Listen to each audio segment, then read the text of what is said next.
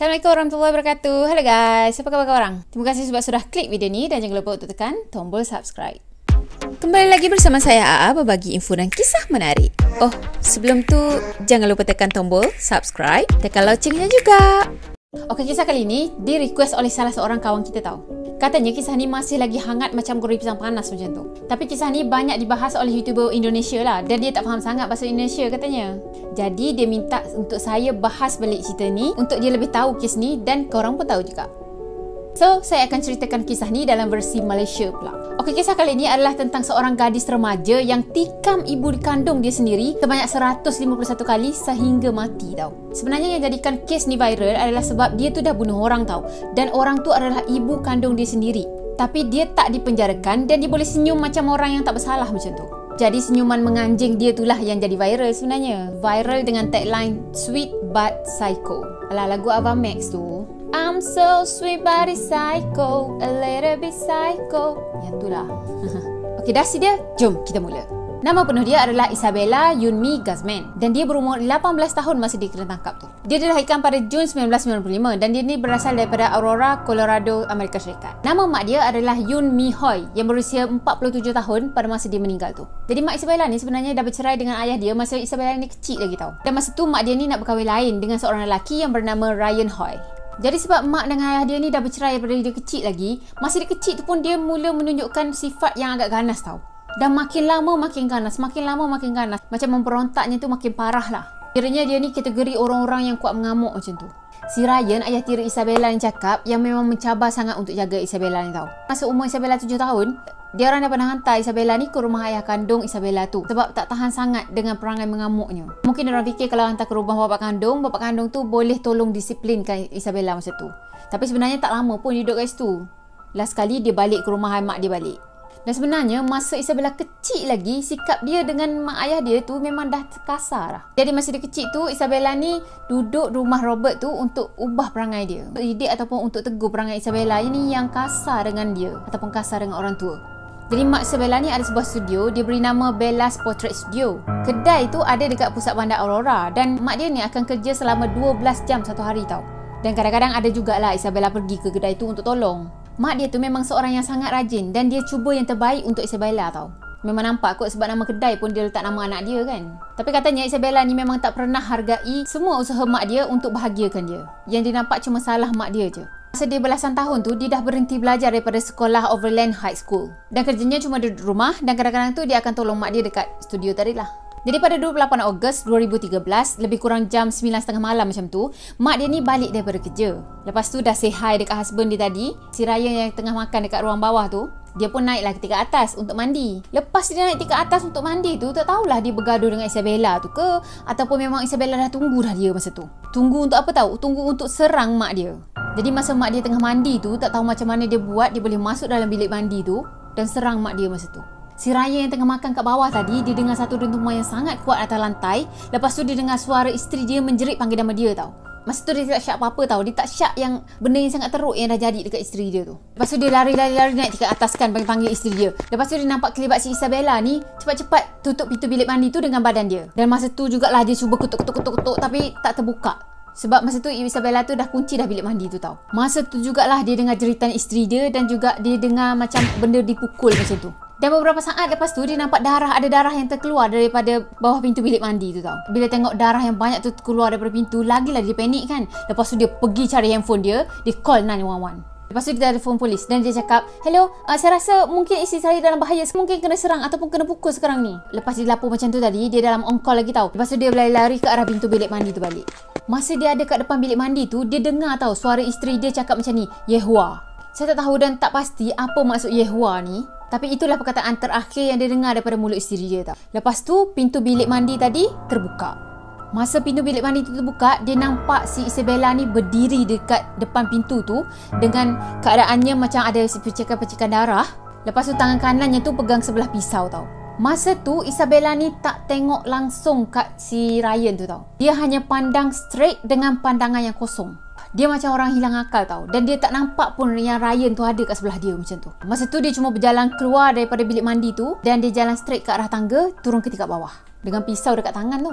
Katanya masa tu Isabella ni pakai coli sukan yang berwarna pink dan juga seluar pendek pirus. Lepas Isabella keluar daripada bilik mandi tu, Ryan yang tercegat dekat luar tadi, dia intai lah ke dalam bilik mandi tu tau, nak tengok keadaan isteri dia. Masa tu dia nampak isteri dia ni terbaring ke atas lantai tu dalam keadaan bogil. Badan isteri dia ni penuh dengan darah dan juga bahagian leher ni macam ada kesan kelar macam tu.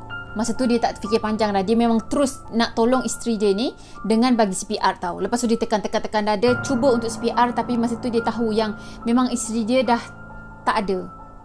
Dah meninggal. Sebab katanya dia boleh nampak daripada pandangan mata isteri dia tu, pandangan tu kosong. Macam orang yang dah meninggal dunia. Jadi 2 jam lepas tu barulah polis Aurora ni sampai ke rumah dia. Masa tu polis tengok Yoon Mi Hoi tadi dah terbaring dalam bilik air dalam keadaan bogil tau. Dia dalam keadaan tak bergerak dan muka dan juga bahagian badan dia tu penuh dengan darah. Masa tu bukan dia luka tekaman je sebenarnya, tapi dia juga dipukul dengan kayu baseball. Dan kayu baseball tu ada kat tepi, kat sebelah mayat tu tau. Dan ada juga kesan tikaman dekat bahagian muka dan juga bahagian leher. Habis sobek-sobek muka dan juga leher dia tau. Jadi Yoon Mi Hoi ni telah disahkan meninggal dunia pada jam 10.30 malam. Lepas dah bunuh mak dia tadi, Isabella ni terus melarikan diri. Masa tu dia pergi ke sebuah minimarket yang ada dekat dengan rumah dia. Lepas tuan kedai tadi tengok keadaan dia yang pelik macam tu, tuan kedai tu tanyalah, kenapa jadi dengan kau? Lepas tu dia cakap macam mana? Dia cakap yang dia dah kena rogol masa tu. Dan dia cuma minta untuk bersihkan badan dia dan juga untuk tukar pakaian dia.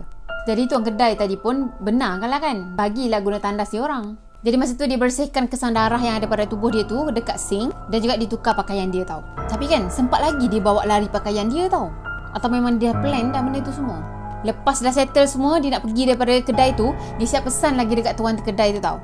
Dia cakap jangan bagi tahu sesiapa dan jangan laporkan benda ni pada polis. Ada juga tuan kedai tu tanya nak hantar balik kat rumah lah kan. Dia cakap tak payah, dia boleh settle sendiri, dia boleh balik sendiri lah. Dari lepas 16 jam pembunuhan tu berlaku, paginya tu ada orang call 911 tau. Dan dia report ada seorang remaja yang tak dikenali tidur di dalam kereta dekat garaj parking kereta. Lepas tu polis tadi pergilah ke garaj tu untuk cek lah keadaan kat sana. Masa tu polis cek yang kereta tu ada kat situ, tapi orangnya dah tak ada dah. Lepas tu mereka jumpa beberapa barang yang ada kat dalam kereta tu dan mereka percaya yang barang tu semua adalah milik Isabella. Lepas tu polis ni buat rancangan, buat undercover tau. Diorang menyamar untuk cari tahu kat mana Isabella ni menyorok. Jadi masa tu ada satu pasukan polis ni pergi cari Isabella tadi dengan menggunakan anjing pengesan tau. Dan ada juga pasukan polis penyamar yang diorang ni pakai pakaian geng-geng motosikal tau. Motosikal yang kuasa tinggi tu, korang tahulah pakaian dia macam mana kan. Masa tu polis ni nampak yang Isabella ni keluar daripada garaj kereta di South Parker Road dan juga South Havana Road tau. Masa tu Isabella ni pegang satu beg plastik yang dia pegang dekat tangan dia. Masa tu ada seorang polis undercover ni, dia yang mula-mula follow Isabella tadi tau. Lepas tu ada orang nampak yang dia bercakap-cakap dengan Isabella tu. Dan tak lama lepas tu ada 2 orang lagi polis yang follow Isabella tadi. So dia semua 3 orang lah yang follow tu. Sampai dekat satu tempat, diorang semua macam kepung Isabella ni tau. Diorang semua keluarkan senjata, lepas tu cakap jangan bergerak, polis. Macam tu lah kalau kita kan. Ni drama gerak khas ni. Lebih kurang macam tu lah. Jadi masa tu katanya Isabella ni ikut je arahan polis tu tau. Dan dia serahkan diri dia tanpa melawan. Lepas kena tangkap tu barulah terungkap yang sebenarnya memang Isabella ni dah lama dah tak ngam dengan mak dia tau. Asal jumpa je gaduh. Yelah, kalau tak ngam sekalipun takkanlah sampai nak kena bunuh orang tu kan. Jadi hubungan 2 beranak ni sebenarnya makin renggang bila mak dia ni cakap yang dia nak kahwin lain. Nak kahwin dengan Ryan Hoi tadi. Dan lama kelamaan dia orang ni makin kerap gaduh macam tu kan. Sampaikan Isabella ni macam rasa tak ada hormat langsung kat ibu dia. Atau kita cakap kurang ajar tahap gaban lah budak ni. Ryan tu cakap yang Isabella ni pernah gaduh dengan mak dia, lepas tu dia ugut mak dia. Dia bercakap kurang ajar dengan mak dia, termasuklah maki hamun. Dan semua ni berlaku adalah sehari sebelum pembunuhan tu berlaku.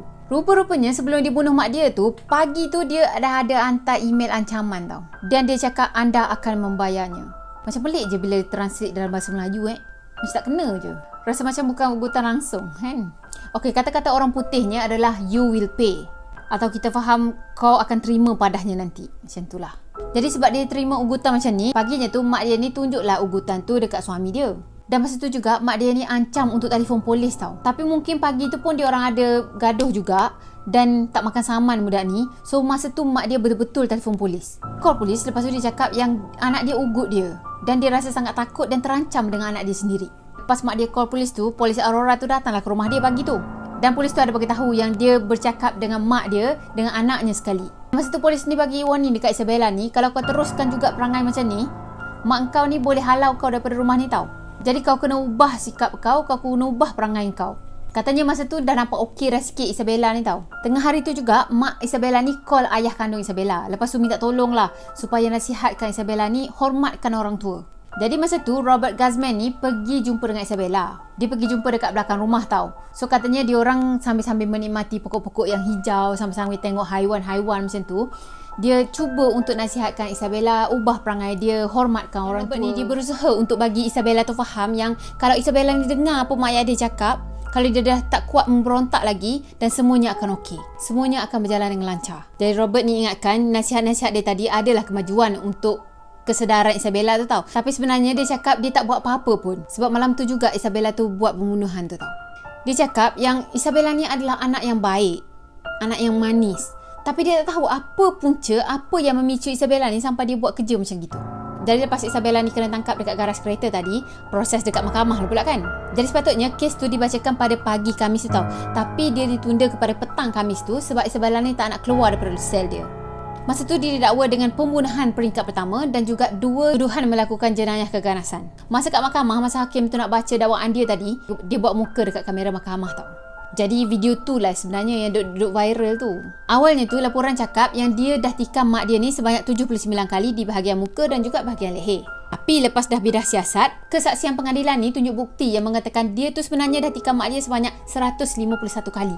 35 kali pada bahagian muka dan juga 51 kali pada bahagian leher. Memang tak boleh bayang lah. Tak boleh bayang macam mana keadaan mayat mak dia masa tu. Mungkin dah tak nampak bentuk muka dah sobek-sobek dah semuanya kan. Okey, untuk bagi korang nampak gambaran yang lebih jelas lagi, saya list down kan kejadian-kejadian yang jadi masa tu. Okey, pada hari Selasa tu dia gaduh besar dengan mak dia yang dia ludah dekat muka mak dia tadi kan. Rabu pagi tu mak dia bangun tidur, mak dia dapat satu ugutan email daripada anak dia. Lepas tu mak dia report polis datang bagi amaran dan dia nampak macam okey. Tengah hari tu mak dia call bekas husband dia, lepas tu bagi tahu untuk nasihat sikit anak engkau ni macam tu. Jadi petang tu ayah kandung dia jumpa dia, nasihat kat dia semua. Dan malam Rabu tu dia serang mak dia sampai mak dia meninggal dunia. Malam tu jugalah Ryan ayah tiri dia tu lapor pada polis. Dan esoknya pada hari Khamis tu barulah polis dapat tangkap dia. Okey, settle. Mak saudara Isabella namanya Melanie Guzman. Dia ada cakap yang Isabella ni macam gadis-gadis biasa je. Katanya sikap Isabella ni baik, manis. Tapi dia boleh marah dan kadang-kadang itu dia mengamuk yang nampak macam bukan perangai dia yang sebenar tau. Macam kalau dia mengamuk je, dia terus bertukar jadi diri dia yang lain macam tu. Jadi dia pernah nampak yang Isabella ni menjerit-jerit, menyerang ataupun mengamuk dan mengunci diri dalam bilik dia. Lepas tu dipasang iPod dia kuat-kuat, dia tak nak dengar lah apa yang berlaku kat dunia luar ni. Mak saudara dia ni boleh nampak semua benda tu. Tapi dia tak sangka yang Isabella ni sampai ke tahap yang membunuh orang. Dan orang tu pula adalah ibu kandung dia sendiri. Tapi mak saudara Isabella ni tetap menyalahkan ibu kandung Isabella tu. Konon katanya Isabella jadi macam tu disebabkan oleh mak dia sendiri. Lepas tu dia cakap yang pihak polis ni kena siasat lebih dalam lagi kes ni. Sebab dia rasa ada benda yang lebih lagi yang perlu terungkap tentang kes ni. Jadi dalam persidangan tu, hakim ni memutuskan yang Isabella tak bersalah. Sebab dia dikatakan mengalami gangguan mental. Tapi ramailah netizen ni yang minta supaya Isabella ni diberi hukuman yang selayaknya. Dan bukan main lepas macam tu je. Lepas tu dia dimasukkan ke Institut Kesihatan Mental Colorado di Pueblo untuk rawatan psikiatri. Dr. Richard Pound adalah doktor yang merawat dia tau. Lepas tu doktor ni cakap yang Isabella ni didiagnosis dengan penyakit schizophrenia paranoid. Jadi doktor cakap ada tanda-tanda halusinasi yang sangat jelas yang ada pada Isabella tu tau. Isabella ni suka cakap sorang-sorang, dia suka tengok dekat ruang kosong lepas tu cakap-cakap lepas tu gelap-gelap macam tu. Yelah macam tengah bercakap dengan seseorang. Tapi mungkin juga hijab dia dah terbuka masa tu kan. Macam mana kalau betul sebenarnya hijab dia terbuka, boleh tengok hantu semua. Sekali orang cakap dia gila. Jeng. Doktor tu juga cakap yang Isabella ni berdelusi yang Yoon Min Hoi tu bukannya ibu kandung dia. So dia cakap yang Cecella adalah ibu kandung yang sebenar dia. Tapi siapa Cecella? Ke orang yang dia nampak tadi tapi semua orang tak nampak kecuali dia. Isabella tu juga yakin yang dia bunuh Min Hoi tadi adalah untuk menyelamatkan dunia. Dan sebab kejadian macam ni, Isabella tu mungkin akan duduk dalam hospital jiwa tu selama-lamanya. Jadi peguam daerah kat sana cakap yang Isabella tu akan tetap ada dalam hospital jiwa tu sampailah dia tak jadi ancaman kepada orang lain dan juga ancaman pada diri dia sendiri. The end. So guys, daripada cerita ni banyak yang sebenarnya yang boleh kita belajar. Belajar hormat orang tua, belajar terima keadaan, terima ketentuan ilahi. Yang kes mak dia kahwin lain tadi lah. Lepas tu kalau dah jodoh dengan pasangan tak panjang, dah bercerai-berai macam tu, jangan abaikan anak. Sebab mental anak-anak ni rapuh tau, cepat koyak. Sebab itulah anak-anak ni perlukan perhatian dan juga bimbingan daripada orang tua ni. Jadi untuk kes dia ni juga, mungkin dia terlalu manjakan anak dia sampai ke anak dia kuat sangat memberontak. Atau mungkin ada benda lain, ada isu lain yang selalu dibangkitkan. Daripada kecil dia bangkitkan isu yang sama sampai dia besar. Jadi kalau pertengkaran dia orang tu benda yang sama je, isu yang sama je, tak ke mana pun, takkan habis, takkan ada sudahnya, memang akan mental lah kan. Tapi entahlah, wallahualam, hanya Allah je yang lebih tahu hal ni. So saya rasa sampai di sini dulu untuk video kali ni. Dan terima kasih untuk yang dah request kita ni. Dan macam biasa, kalau korang suka video ni, jangan lupa tekan tombol like, comment, share dan juga subscribe. Kalau tak suka pun, buat benda yang sama, okay? Oh, maaf juga kalau saya ada menyentuh sensitivity setengah individu. Jumpa lagi di next video. Bye-bye. Assalamualaikum warahmatullahi wabarakatuh. Bye.